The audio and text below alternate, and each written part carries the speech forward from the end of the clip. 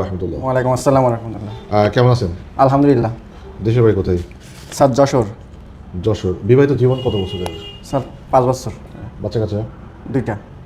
আচ্ছা, আমাদের কাছে আপনি কি সমস্যা নিয়ে আসলেন? স্যার আমার প্রথমত সমস্যা ছিল সেক্সুয়াল, আমি টাইম পাইতাম না এবং আমার স্ত্রী অখুশি ছিল। তাই? আলহামদুলিল্লাহ আপনার এখান থেকে 1 মাস ওষুধ খাওয়ার পরে আমি প্রথম যখন 7 দিন খাইছি, খাওয়ার পরে আমি 7 দিন একটা আমার স্ত্রীর কাছে যাইনি। 7 দিন মাথায় আমার স্ত্রীর কাছে যখন গেছি, প্রথম রাত্রে আমার প্রথমবার 5 মিনিট, পরবর্তীতে আমার 10-15 মিনিট করে আমি এক রাত্রে 8 থেকে 9 বার গেছি স্যার। 8 থেকে 9 বার একই রাতে? একই রাতে যে রাগটা দেখাইছি স্ত্রীর উপরে। এটা কি সত্য? জি স্যার, আলহামদুলিল্লাহ। এটা তো অনেক মানুষের আমাদেরকে উল্টোপাল্টা বলবে। স্যার উল্টোপাল্টা বলি তো হবে না, কারণ আপনার ওষুধ খাওয়ার পাশাপাশি আপনি যে ফলগুলো খাইতে দিয়েছেন, এক্সারসাইজ ব্যায়ামগুলো, এগুলো তো করা লাগবে স্যার। আপনি এক্সারসাইজ করছেন?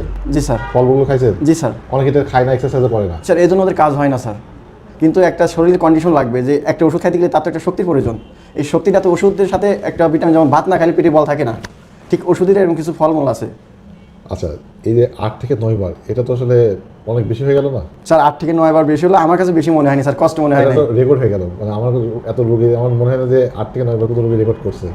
স্যার আমি জানি না কার ভিতরে কী আছে, কিন্তু আপনার ওষুধ খাওয়ার পরে ইনশাল্লাহ আমি অনেক সুস্থ। আর এখন আমার স্ত্রী বলে আমি আর পারি না, দরকার নাই। তাই বলে? জি স্যার, এখন আপনার বকা দেয়। আমারই বকা? জি স্যার, তো মুশকিল। আপনারই বকা দিচ্ছে আমার স্ত্রী, কী ওষুধ খাইছো, কী ট্রিটমেন্ট নিছো যে আমি আর পারতেছি না। সর্বনাশ। আচ্ছা, যাই হোক, তো দর্শকদের উদ্দেশ্যে কিছু বলেন। দর্শকদের উদ্দেশ্যে একটা কথাই বলবো যে স্যার, আমি যশোর থেকে আসি, কেশবপুর থানা আমার। আমি আপনার অনেক ভিডিও দেখছি, অনেক ভিডিও দেখে আমি 2 জায়গায় টাকা ভাড়া নিয়ে পরে আমি দেখছেন আমি সরাসরি আপনার চেম্বারে আসছি।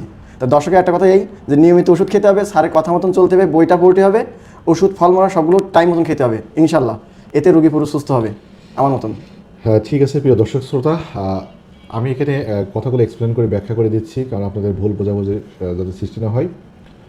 এটা সত্য রিভিউ, কারণ ওনাকে আমি শিখিয়ে দিই না, কারণ আমি কোনো রিভিউ শিখিয়ে দিই না। আপনি যখন চেম্বারে আসবেন আপনি নিজেও প্রমাণ বুঝতে পারবেন আর কি। তো মূল বিষয় কিন্তু 4টা বলছে। শুধু ওষুধের উপর নির্ভরশীল হওয়া যাবে না, এক নম্বর কথা। ছেলেটা কিন্তু এক্সারসাইজ তার ভাষায় বলছে যে ব্যায়ামগুলো আপনাকে করতে হবে। অনেক রুগী, ম্যাক্সিমাম রুগী কিন্তু আমি যখন ডাটাটা অ্যানালাইসিস করছি, বেশিরভাগ রুগী কিন্তু ব্যায়াম করে না, করলেও ঠিক মতো নোট করে না। হ্যাঁ জি। আচ্ছা, 2 নম্বর কথা, খাবার দাবারও মেনটেন করে না, আমি যেটা বারবার ভিডিওতে বলি। 3 নম্বর যে বইয়ের কথা বললো, বইটা কিন্তু মানে আপনার কাছে যে বই বিক্রি করে আমার টাকা পয়সা হচ্ছে বিষয়টা এমন জন্য বইটা দিই না। আমার বইটা হচ্ছে বাস্তব জীবনের দিয়ে সুকুমার জন্তু জীবন রকমারি.com পেয়ে যাচ্ছেন, বই.com, বিভিন্ন আপনি অনলাইন পোর্টালে পাচ্ছেন। আমাদের সাথে যোগাযোগ করলে বইটা পাবেন। তাহলে এই বইটা আপনার জীবনে যদি পরিবর্তন না আসে, তাহলে এটা আমার ব্যর্থতা।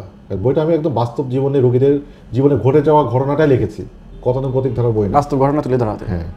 তারপরে ও একটা কথা বললো যে ও 2 বার প্রতারিত হয়েছে মানে লোভনীয় বিজ্ঞাপন দেখে। জি স্যার। কিন্তু আমরা ডাক্তার এসআর খান এখানে কোনোভাবে জড়িত না, সে নিজে প্রমাণিত। জি। সে যখনই আসে সেটা দেখছে। আমি কখনো ওষুধ কিন্তু কোনো বোতল টোতল ওকে দিচ্ছি না, ওষুধের ডেলিভারিও দিচ্ছি না। জি। শুধু আমি দিব কেন, বাংলাদেশের কোনো ডক্টরই তো ওষুধ কুরিয়ার করবে না। জি স্যার। আপনার বাসার পর যে কোয়াক ভিলেজ ডক্টর, সেও তো ওষুধ আপনার বাসায় দেবে না, তার চেম্বারে আপনাকে যেতে হবে। জি। তারপর 2 নম্বর কথা, যদি কোনো ডক্টরের কাছে আপনি না যান, না গিয়ে কেন আপনি বিকাশে টাকা দিবেন, এটা আপনি নিজের বিবেকের কাছে কোশ্চেনটা আপনি করবেন। আমি কি এনাদের কাছে বিকাশের টাকা নিয়েছি? না স্যার। ওষুধকে আমি নিজে ডেলিভারি দিয়েছি? না স্যার। আপনি যে রোগীগুলো বাইরে ওয়েট করছে তাদের দিচ্ছি? না। আমি তো প্রেসক্রিপশনে লিখে দিচ্ছি। জি স্যার। প্রিয় দর্শক, আপনারা বোঝার চেষ্টা করবেন। আর দেশের বাইরে থেকে যারা ভিডিওটা দেখলেন, তারা ভাইটার জন্য দোয়া করবেন। আসলে ও রাগ করে ওই স্ত্রীর সাথে একটু বেশি মেলামেশা করছে। একজন পুরুষ চাইলে অনেক কিছুই পারে। তো এটা আপনার সবার জন্য এটা করতে হবে বিষয়টা এমন না, এটা সবার জন্য প্রযোজ্যও নয়।